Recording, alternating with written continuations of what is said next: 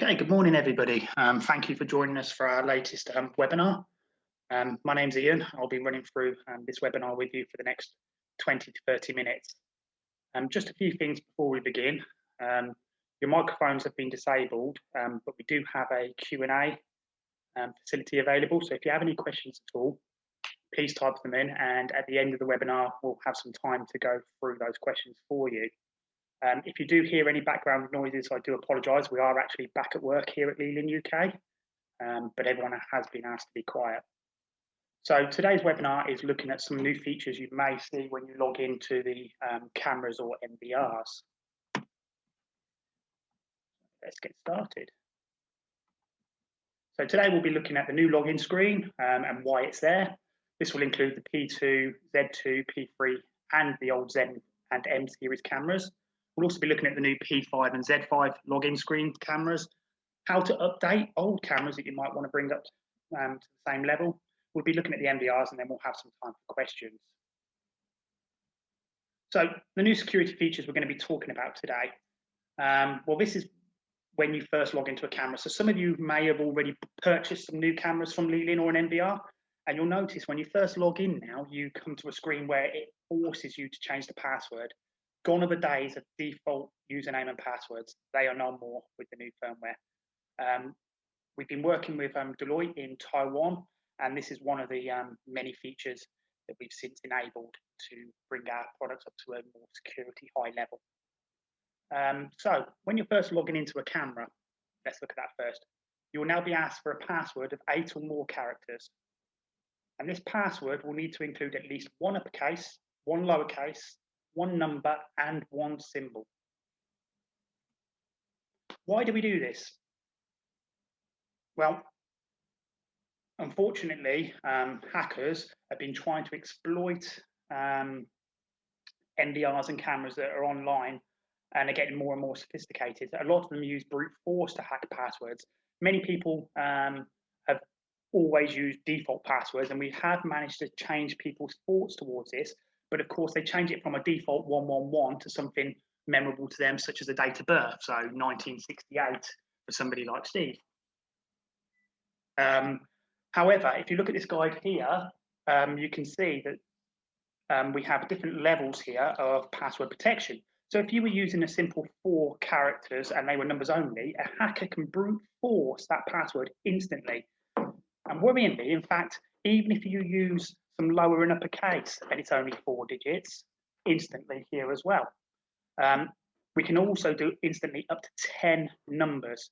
So we're looking at trying to get 8 digits at least, remember. It doesn't say you can't use more, with both lower and uppercase and symbols. If you're in doubt about your password, there's many websites available that will tell you how secure your password is. So I'm just going to quickly show you one of these websites. So this one here is how secure is my password. So if I enter numbers only, so just digits, you can see even with 12 numbers, 25 seconds to brute force that password. However, if I use Leland's new standard, one uppercase, one lowercase, and a symbol, I'm now up to 700 years on a password. So this is really important to get, not just for your MVRs and cameras, for any password really in the future, you should be using a combination that is secure. So we'll jump back to the slides. So when you first log into your 2 series or 5 series camera in the future, you'll be faced with this screen. It will ask for your username, your password, and to confirm passwords. And as I've already mentioned, it will state that you have to have at least 8 characters. They must be an uppercase and a lowercase and a special character. So on the 2 series, your ZMR or your M series cameras, this is a familiar GUI for most of you. So if we go into the setup, advanced mode, and user, we can now see we've got add user or edit user. If I click on that, the new password is set here. By default, your operator and viewer users are now turned off. So there is no backdoor. If you want to use those accounts, you need to remember to turn those on. Okay. If you have an old camera or maybe a 2 series camera that was released before this new forced password change, all you need to do is update firmware. When you first log back into the camera, your old password will work. So if you still had, for instance, admin and pass, that will still work until you factory reset the password, the camera, sorry, or you come in and manually change your password. Once you've changed your password once, the old criteria will no longer apply. So if you wish to change your password again, you couldn't go back to something that wasn't 8 digits with a lowercase and an uppercase and a character.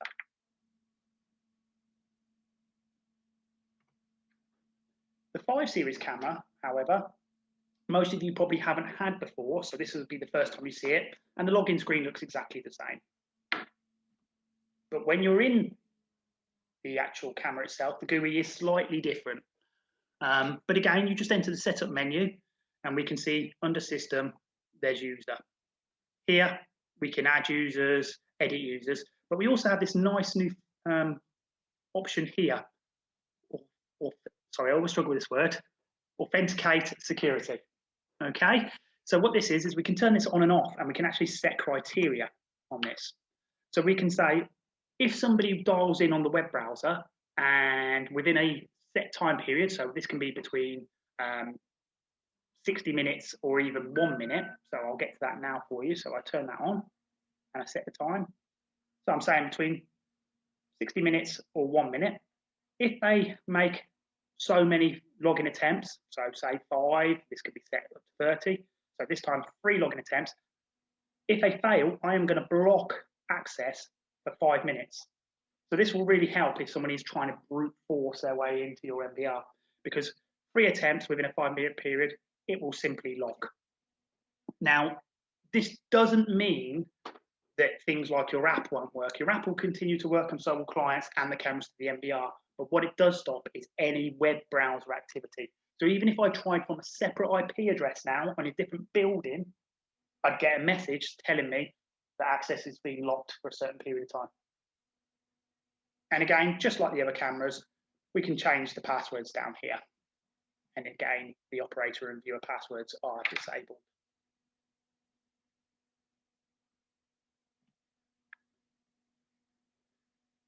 As I said, this is being recorded and we will have it available and send out a link to you. So you don't need to write this down at the moment. But these are the firmware versions that are currently all out that enable the new password security on your cameras. There's too many for me to run through, but you can see all relevant cameras are here listed on the left-hand side.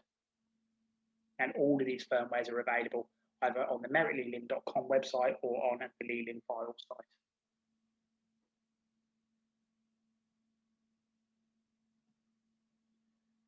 So that's the cameras. Let's have a quick look at the MBR. Now, you will notice with the MBR, not only have we added the new security features, there's also a new GUI on some of the MBRs that some of you might already be familiar with because we are releasing it slowly across the series. So when we log in, it wouldn't say IP camera. I've just been a bit lazy and grabbed a screen grab from the IP camera. It would say MBR and the model number, but the same applies. You still have to set a username and a password. This is also the same if you log in via the actual on-screen menus via the HDMI. So if you had a mouse and keyboard, the first time you power it up, if that's the first time and you're not using web access, you'll be asked to set a username and password here before you can even configure the MBR. Once inside the MBR, this is on web browser, but this will be the same in the HDMI GUI. When you enter the menus, the format is the same as the previous GUI. However, the color has changed. So we're no longer going with the color, different colors down the left-hand side for cameras and record. It's all a nice gray, black and blue GUI, a lot nicer looking. We can see here, we enter the menu, we go to system, and then we've got user here at the top, admin. By default, all other users apart from admin are switched off. So again, if you do want to use operator or guest or any of those, you have to turn them on. But at the bottom, we also have this account feature that I'd like to show you. So let's have a quick look. Under account, just like on that previous 5 series camera, what we can do is we can say, okay, lock the web access after 3 attempts for 1 minute on this particular scenario. I've also ticked here complex password. What this means is somebody who does want to go and create another user, it always has to be a complex password. Short video showing this happening.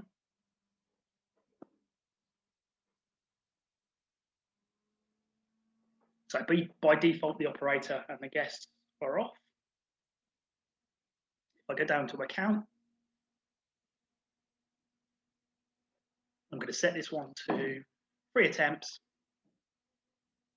and I'm going to do a recovery time. Remember, this can be set between, on this particular model, 1 and 30 minutes, so 5 minutes. I'm going to say that, yes, you must always use a complex password, and apply.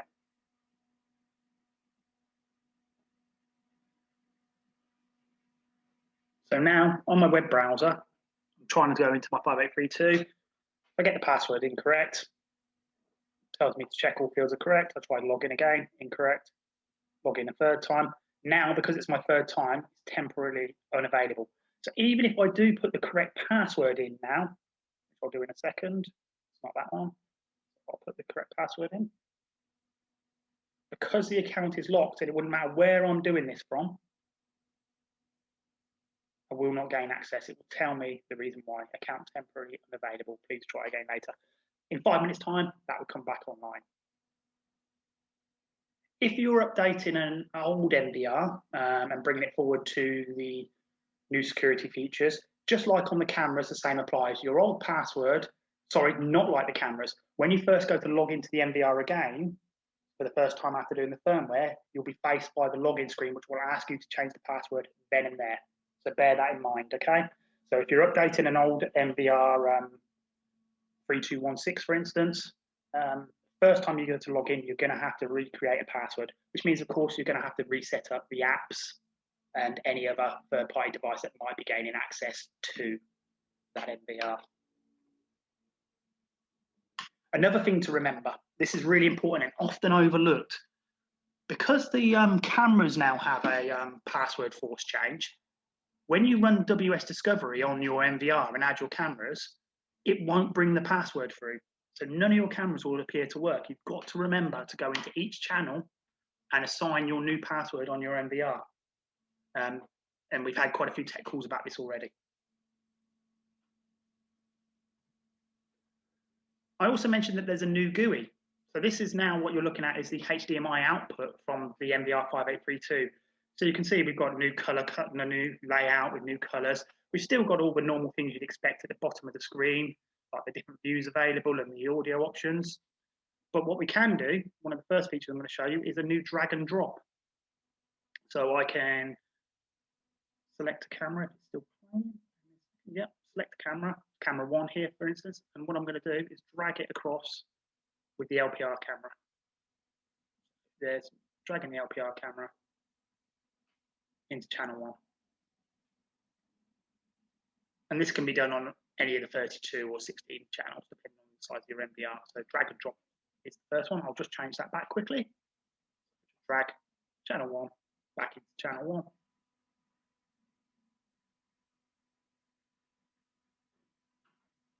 that's back. The next thing we can do is right click on any of the channels with our mouse, and we have streaming information. This is really useful to see how the cameras are connected, whether they're connected in both resolutions, what their bit rate is, and also what their frame rate is. So this is a live display now across, and we can turn that on and off by right-clicking on the mouse and selecting the option. PTZ control is also available on the new GUI via the mouse. So just right-click, turn the PTZ option on. I have a new display on the right-hand side where I can move the camera up, down, left and right, zoom in. I can also activate presets and also save presets on here. You'll notice there's a save option and a turn and a delete option there on the presets. If we enter the setup menu, again, it looks exactly the same as the web browser menu. So the new color coding with the black, and I can enter alarm, display, any of these features. So here, it's just showing you it's the same layout. I have a new playback menu, so this is slightly different to what you're used to. So if we enter playback, we've got rid of the big screen with the scrolling left and right and done a simple calendar search for you. You simply click on the calendar date you wish to look at. We can see anything in blue means there's recordings. So here in February, I can go back to the 17th, select the time I want to search using the up and down. So I'm going to look at 2:45 and I just simply hit playback. Playback will start. Now, there's a nice new display at the bottom as well. So we can see while we're playing back, I've now got all these little snapshot features on the menu, including motion, alarm, metadata, or solid recording. If I hover over these, I'll actually get a thumbnail, and then I can click and go directly to playback. I also have at the bottom all my screens available to switch the view. So if I wanted to view a camera full screen or fast forward or rewind, I can do that.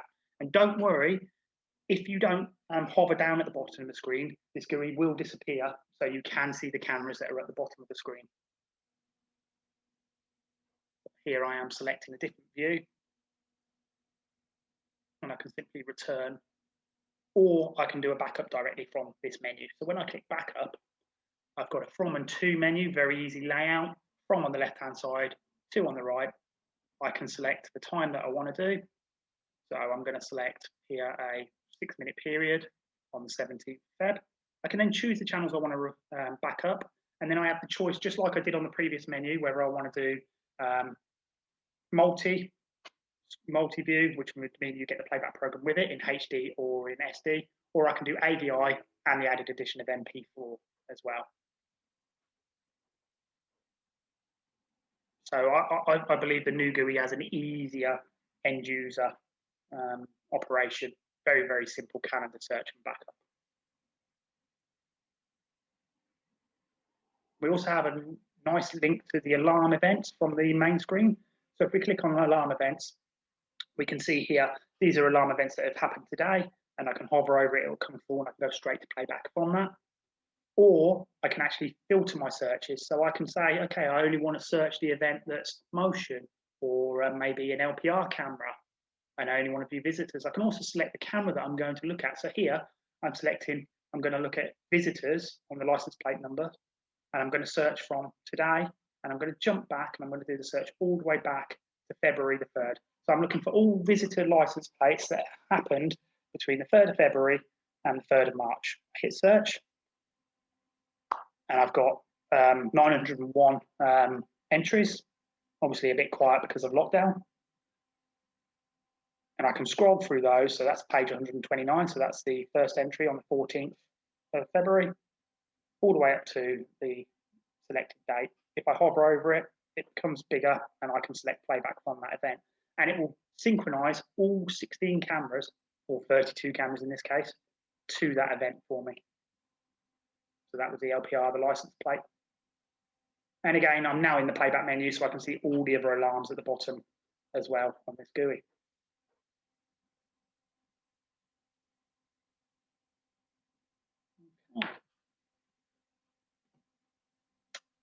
One final feature on the new GUI is in the menu. It's all about alarm pop-ups that we can have. So if I enter I'm going to change the screen to a 16-way screen so you can actually see the alarm event in a bit more detail.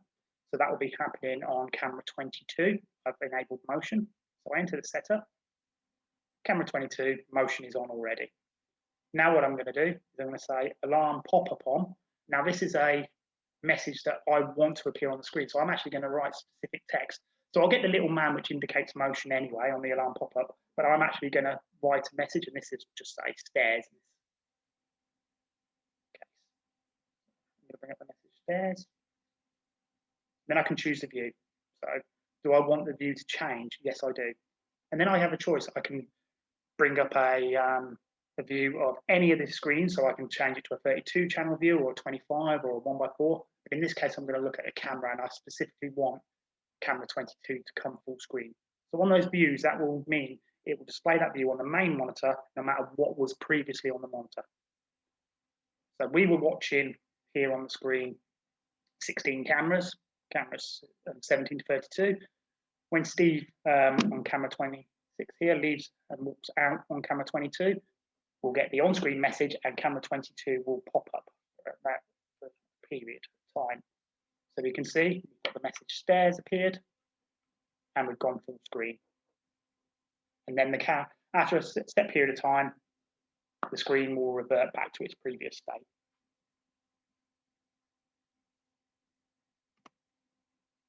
Now, unlike the cameras, some of the features on what I've just shown you are here, and some are coming soon. So we've done this little guide here, and it will be updated continuously. But for any of you with old NVR 400Ls, I do recommend you update it to get the new security features and change your passwords. We still get an alarming rate of tech calls where when we dial in to help customers, they're still using default usernames and passwords at a very high alarming rate, in fact. So this is the firmware available for that. Unfortunately, if you do update your 400L, you will not get the new GUI. You'll get the security features, but the new GUI will not apply. Our new DHD range, any of you who have used any of our new DHD will notice that we've moved from the old menu to a familiar Leelin looking menu on the new DHD range. And this has the new GUI already, as well as the security features. Also, it's worth mentioning that the new DHD range actually works on Leelin Home and Leelin Viewer rather than the separate NetViewer app. The NVR, PoE NVRs, we literally just released this week the new GUI on those, and this is the firmware available.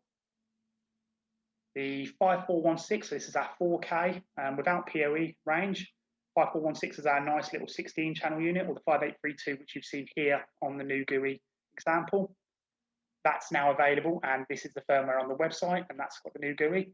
Anyone with a 3 series, the firmware version with the new security features is coming soon, as will the new GUI. So the 3 and 5 series will have the new GUI and the new security features, while the old L series will have the new security features, but not the new GUI. So I hope today's been informative for you, and you've learned a little, and you're excited by the new GUI that we have. I'll just go to the quick Q&A section and see if we have any questions from anyone. Okay, we have a question here. Can I use all my old cameras with your 5 series NVR? Yeah, so if you've got M series cameras and you've updated them with the new firmware, or even without, you can still use them on the NVR. There's nothing to stop you. The security features, we recommend you do update the firmwares, but you can still use it. And you can also still use the old iMega Pro cameras as well. They actually have got a firmware update. I just didn't want to confuse the issue by going back too far today on previous models. Yes, Martin, the iOS app is called Leelin Home.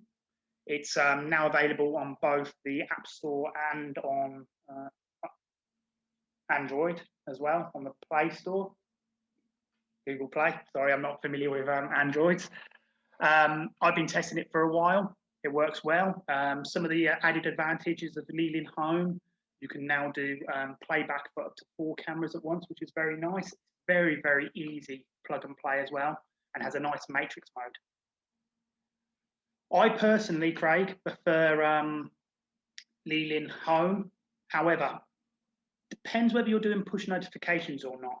We have something called PNS2, which is basically push notification service 2, and the NVR 5 series has this already enabled on it because it has the new firmware, which means push notifications will work to Leelin Home. If you're using the old 3216, because that hasn't got the new firmware yet, that doesn't have PNS2, which means your push notifications won't work yet, but all the other features will work really well.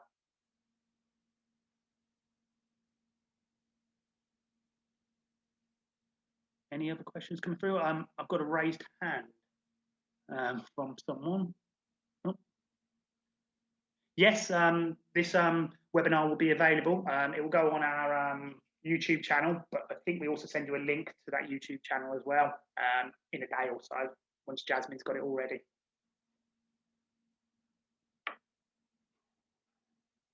Oh, I've got another question at the bottom. Oh, thank you. If anyone has any more questions, as I said, we are back at the office now anyway, and we hope that all your businesses are picking up again now and everyone's safe and well. Oh, sorry. Will this affect integration with control systems from Stuart? We have recently rewritten our Control 4 drivers, so they're being certified at the moment. So we have a whole new range of Control 4 drivers because Control 4 insisted to be certified. We can no longer have one generic driver. We now have to have them individually named by each NVR model, not just series. And they are fully compatible with the new GUI. We are currently looking at Crestron and RTI. We believe that most features will work, but we are investigating that at the moment. But remember, you also have the old GUI is available until these updates are done.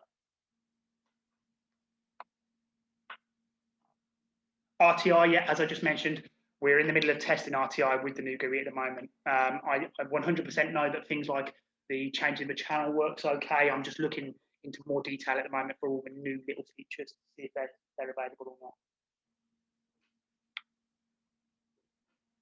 not. Okay, so as I said, we are back at the office. So if you have any queries or calls, just give one of our sales team a call. If anyone has any information or needs any help. So again, thank you all for joining us today. I hope you're all safe and well, and we look forward to working with you in the future.